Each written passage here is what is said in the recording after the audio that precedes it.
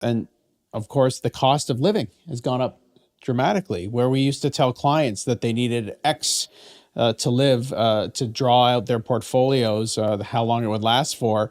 Those amounts have probably now doubled 5, 6 years over the last 5, 6 years, just because of the cost of living. Anything to add there? No, I would.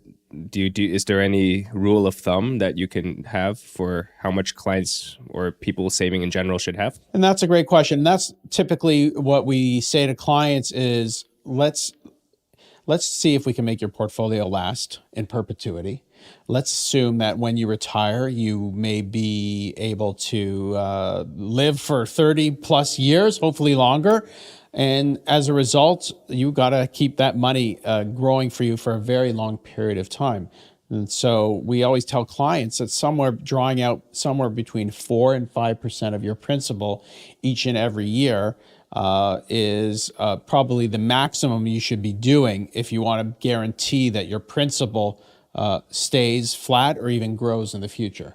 No question, the long-term returns of stock markets have been more than 4 or 5%. But anything can happen in the future. And of course, Ernest, once you start taking money out of your portfolio and you have a bad year, and then maybe you take money again next year to live off of, and you have another bad year, it's very hard to make back that principal that you took out, especially if you're taking out a high amount. So this really tells us that you have to probably own more in equities, whether you like it or not, over the long term, given that the returns on fixed income are now come down to pretty minimal levels. The bonds, 3.5%, 4%. I see GICs in Canada, if you're lucky, or 3%. These are not, if we're saying that don't take out more or 4 or 5% of your portfolio and you're only getting 4% on bonds and 3% on GICs and 2% on cash, you need to have an allocation to something that has the ability to grow a lot more than that. And before inflation. Of course. So we always say to clients that you're in the hole automatically with your money, right? Inflation in Canada, it's 1.9%. But of course, it went up dramatically over the last number of years.